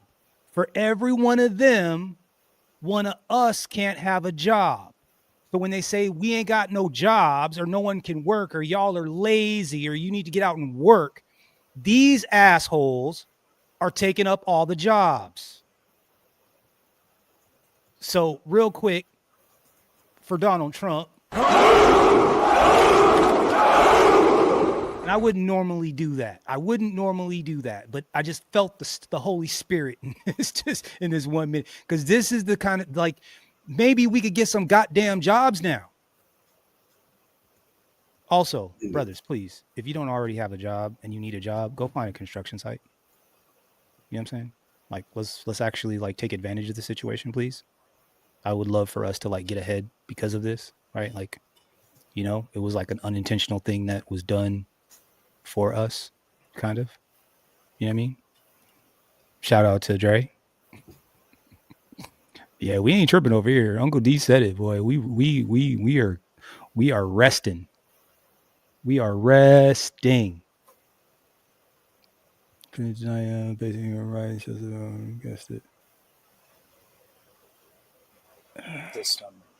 Anyone that's Y'all heard what Ty said about black folks after being pardoned by Trump? Listen, this is a long shot because so many people are told no. And being in the prison system, anyone that says that it's a fair shake, it's not. Because I dealt with young African-American males in the prison that I was in that were not treated the same. They were denied programming. They were denied access to certain things. I was not denied that, but we know why I wasn't denied that. And so I think that is a much bigger picture that we all as a society as a whole need to look at, that we are one.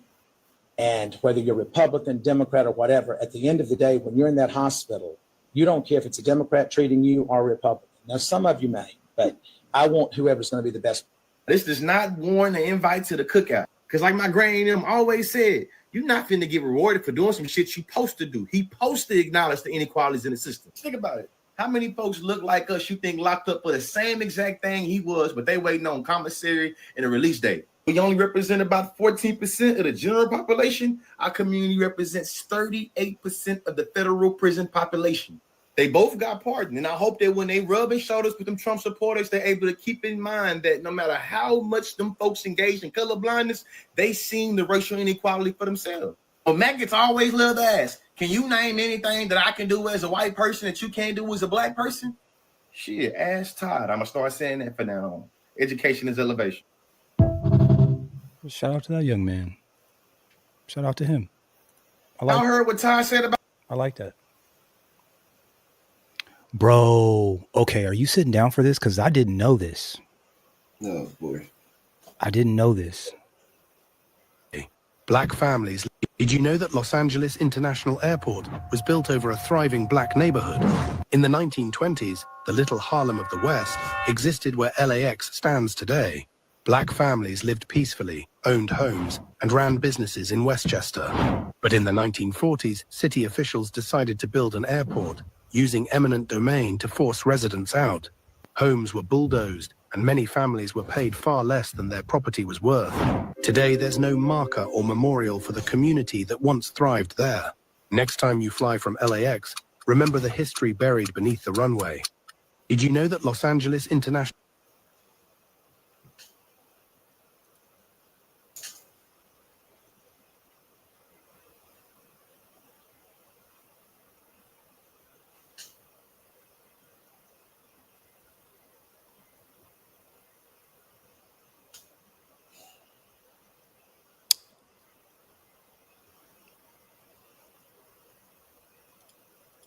Yeah, there's that. There's that.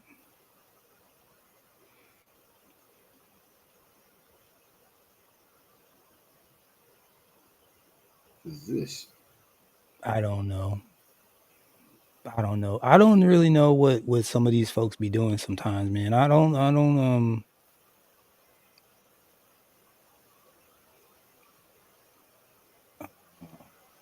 White Club? Bro, I don't exactly. You should have went to the club then. Nah, bro, I hate clubs. And then I'll just keep it 1,000 with you. Like I heard, like Fresh did like a story, and I heard like Jamaican music. I saw a bunch of black people. I was like, no, thank you. You wanted to go to a white club? Bro, I don't go where, bro. I'm not going to a place where there's a bunch of niggas. Bro. Fuck that. What type of club do you want to go to? I'm going where they're playing fucking Sum 41 and some fucking Bon Jovi, bro. That's where I'm going. I'm not going Bon nowhere. Jovi? Yes, bro. Because I don't got to What worry club about is nothing. that?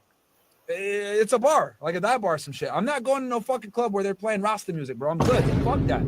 Exactly. You should have went to the club then. Nah, bro, I hate clubs. And then I'll just keep it 1,000 with you. Like I heard, like Fresh did like a story, and I heard like Jamaican music. I saw a bunch of black people. I was like, no, thank you. You wanted to go to a white club? Bro, I don't go where, bro. I'm not going to a place where there's a bunch of niggas. Bro. Fuck that. What type of club do you want to go to? I'm going where they're playing fucking Sum 41 and some fucking Bon Jovi, bro. That's where I'm going. I'm not going. You wanted to go to a white club? Bro, I don't go where, bro. I'm not going to a place where there's a bunch of niggas. Bro. Fuck that. Bro, I'm not going to a place where there's a bunch of niggas. Bro. Fuck that. Where, bro, I'm not going to a place where there's a bunch of niggas. Bro. Fuck that. What type of club do you want to go to?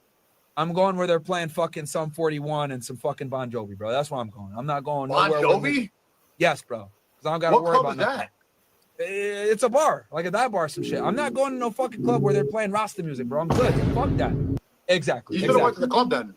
Nah, bro, I hate clubs. And then I'll just keep it 1,000 with you. Like I heard, like Fresh did like a.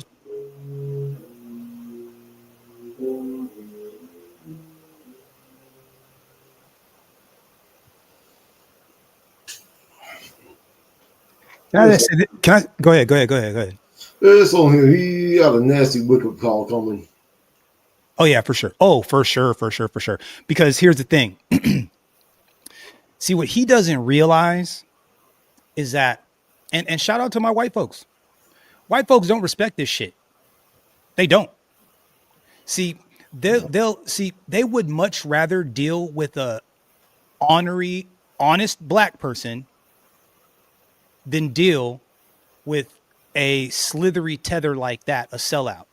Because at least they know with us is square biz. It is what it is. There's there's bop, bop, bop. It's done. We're good. This is the type of person that'll snake you. They don't respect this. They don't respect it. See, at least they'll be like, look, I don't want you around the house. I don't want you dating my daughter. I just want to see you on TV throwing and catching balls. But if we got to do business and viable business, I will do business if it's bop, bop, bop. You know what I'm saying? But this dude, he gets around them and he's like, freaking black people. I don't hang around with niggers. I don't hang around with niggers. I don't hang around. Oh my God, that's like, oh, that kinky haired, blah, blah, blah, blah, blah. And the white person, they laugh and they whatever, but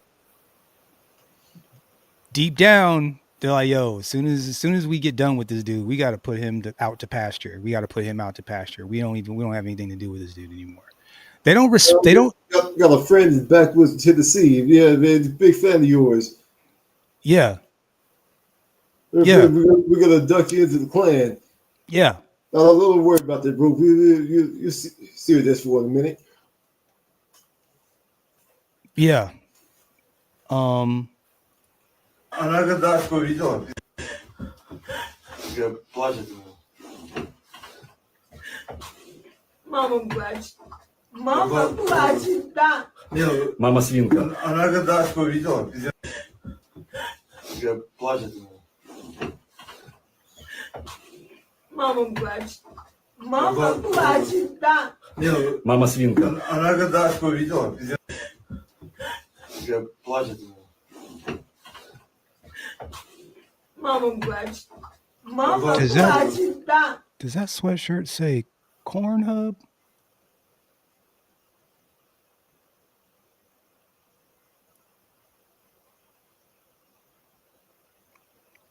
What's on this table, bro? Are those foilies from smoking crack? Jeez. All that foil is from crack smoking, bro. That's foilies from smoking crack. I know a crackhead when I seen one. That poor cat.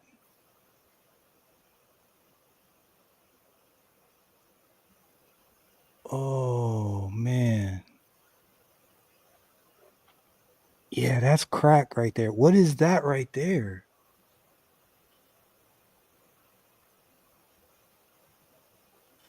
What is that, bro? What's on that plate? Like a Oh, lemon is some type of meat. oh, God. And the pig is in the house, my man. And then, um, uh,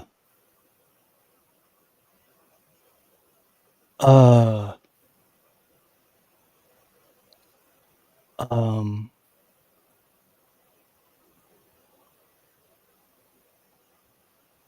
There's a modern art installation in the background. Like, what is that mask on there, bro? Oh, man. Cause nothing I see on this thing is weird. Nothing I see is nothing is strange. This is all really normal. This is all normal things. This is all normal stuff. This is normal. Oh wow. Okay. All right. We're just gonna let that go. We're gonna let that go. Real quick. Shout out to once again this young man. We're gonna go on ahead and put this up real fast. All right, they're just still together. This is and this becomes the oils or the. all right. The distiller has been put together. This is plastidiezel being formed and coming out the other end of the distiller. So after some time, the plastidiezel actually darkens and almost looks like off-road diesel.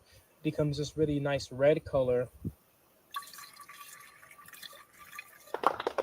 Eugene, Oregon. I am here and I have brought with me plastidiezel, a diesel alternative made from plastic waste. A diesel alternative that has just passed a diesel test certification and has been scientifically proven to be cleaner than pump diesel. Yeah. Now, everybody, we are sucking all of the real diesel out of the fuel filter of this Volkswagen Passat.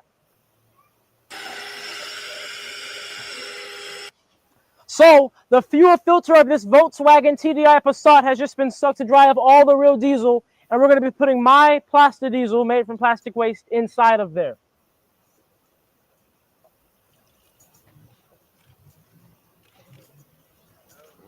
Just enough. Yeah, should be perfect.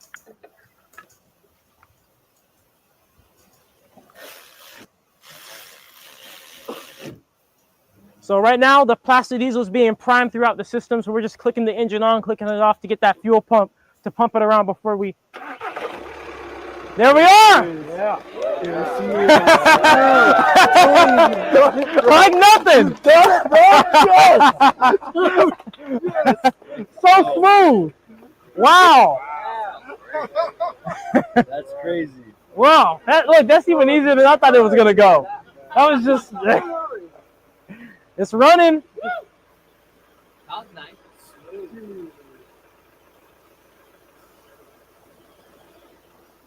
What do you guys think? Marcel, first of all, thank you so much for dedicating your diesel Passat here to get my plastic diesel in there. Were you nervous at all?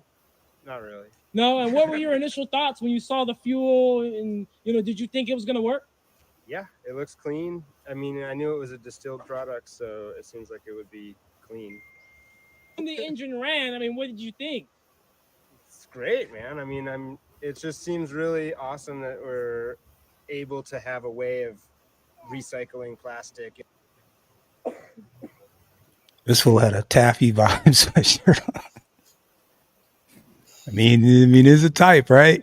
It's a type. I can't be mad at it. It's a type. It's a type. We're gonna let this go. What does it say? Cop uses handcuffs as brass knuckles to assault a man. He said the cop uses brass knuckles? Ooh. Yeah. Ooh. Ooh. Oh, it always looks a little different when ain't no fun when the rabbit got the gun, huh? Ooh. Ooh. He must have said something. He must have said something pretty bad. Oh, he about to reach. Oh, he about to reach for that weapon. Yeah, that's all bets off. Don't do that. Yeah, that's crazy. They shouldn't have. Oh, you got to handle that different, but I don't even know. I'm gonna sit on that. What is this? What is this? Hidden History Museum. All right, Tariq Nasheed. Have you guys actually even seen here? This is the Hidden History Museum. It's in LA.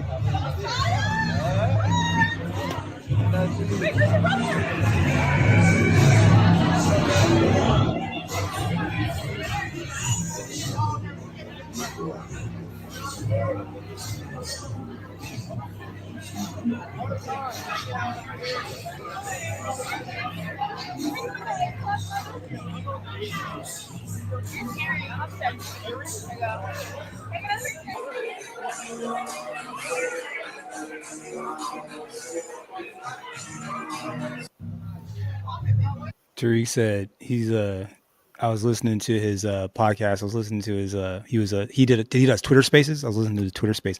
He said them young boys be leaving a mess. He said them young boys be leaving a mess, boy. I don't even be messing anyways. All right, Broken Blade. Before we get up out of here, man, you got anything you want to leave the people with? Is there anything that oh, it looks like this is a bad idea right here. Ooh.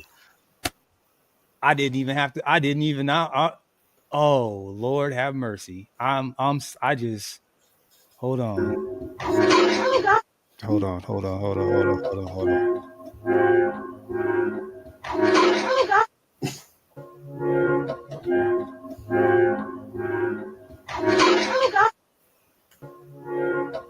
Last time.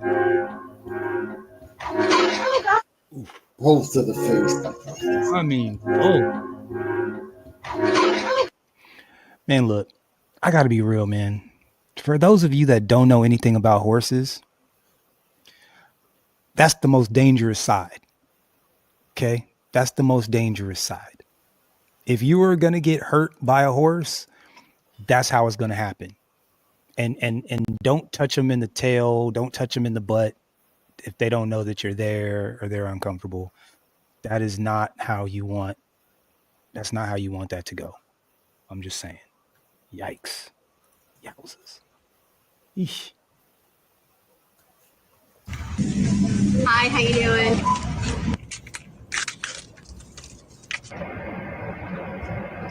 Hold on a second. Hi, how you doing?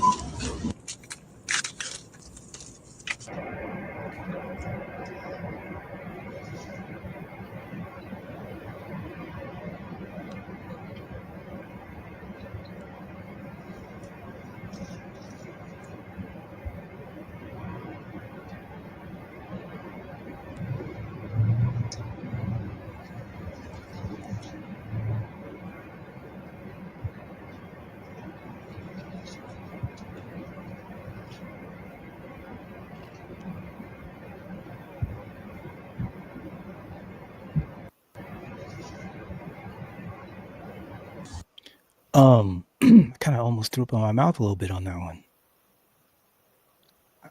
Did Broken Blade, do you want to? Is there a reason why does that look like a good idea to you? No. I mean, you think she just did? You think she just did that shit for attention? This all I assume now.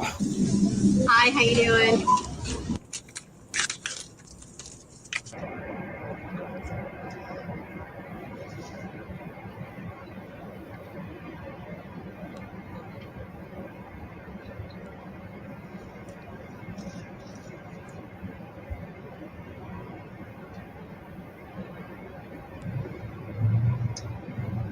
Bro, I'm tripping on how she's not even like.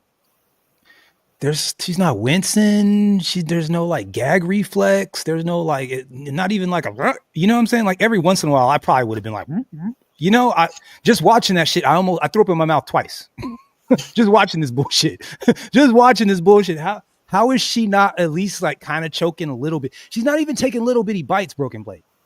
Like, look.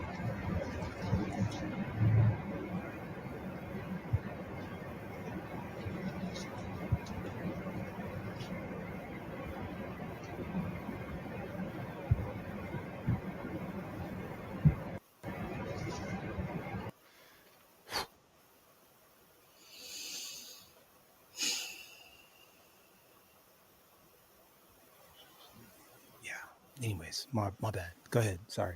You good. Yeah, that was crazy. And found myself thinking back on Rajah's lack of representation, potentially low-key lack of appreciation.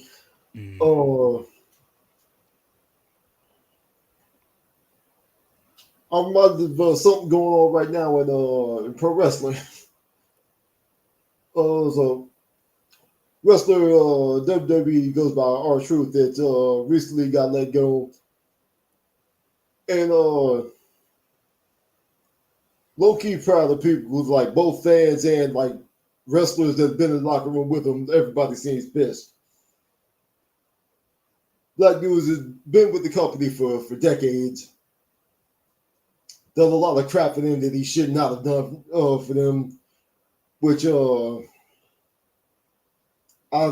many ways I think low-key was revenge. Like before he was with WWE, a promo that went big, he was with a different company. They had another wrestler, a Hawaiian, that was. Oh yeah, Solo, absolutely. There's come out. There's been all Triple H, but so wrestler Ricky Steamboat, Hawaiian guy, legendary dude, like back in the 80s, whatever. He was announcing like a championship match that night with two non-black wrestlers. He came out like, "Come on, bro, really?" Like, much about bust my ass in this industry, let alone this business.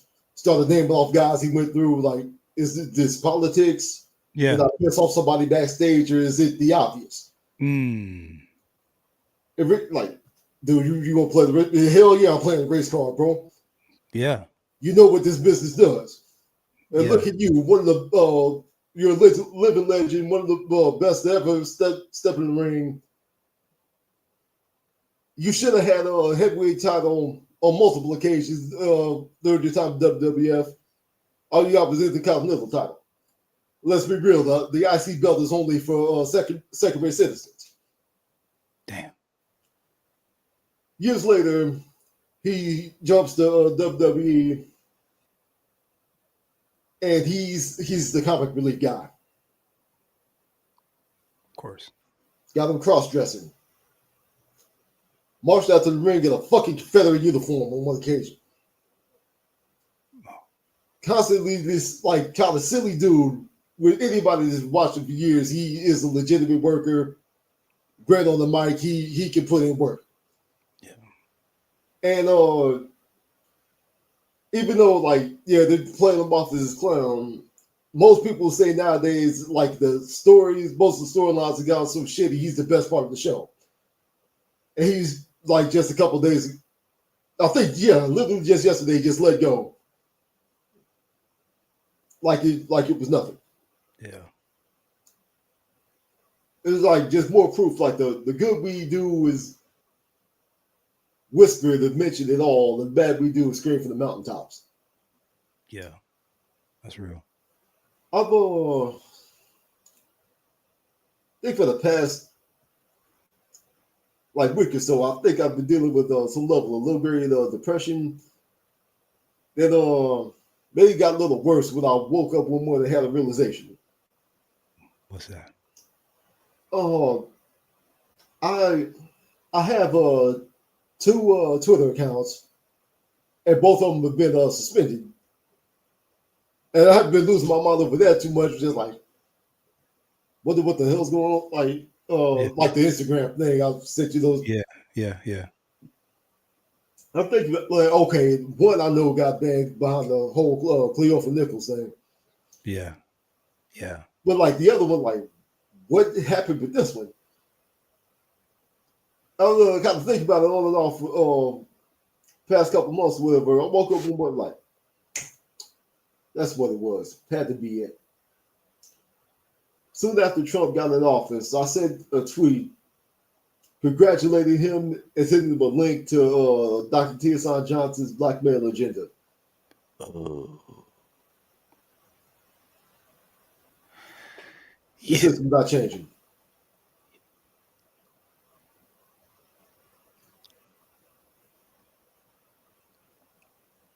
This is why I'm really like hell-bent on trying to get the hell out of this country, because I'm sick and tired of having bad faith conversations.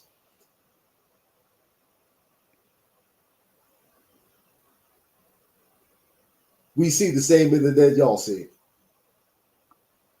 We have the evidence en masse ad nauseum. We see what you've done and what you're continuing to do.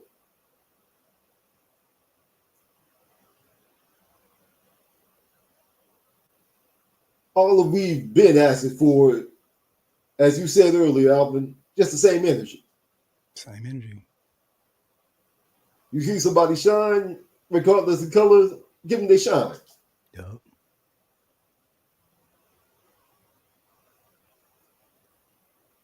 Otherwise, shout out to Ibrahim Traore.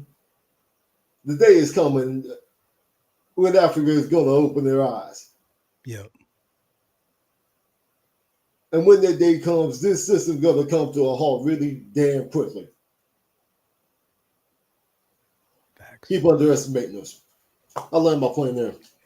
Thank you, bro. I shout out to you for that. Thank everybody that came through. Solo Dolo, what's going down? Who else is up in here? Cody Marshall and everybody, man. Salute. Thank you guys so much for coming through. Kelvin, thank you so much. Look, man, we're going to catch you guys on the next one. Me and Broken Blade. Hey, Broken Blade, stay on. We're going to get up out of here. We're going to holler at you guys on the next one. Hold up. Wait a minute. Hold up. And damn. We out. Peace.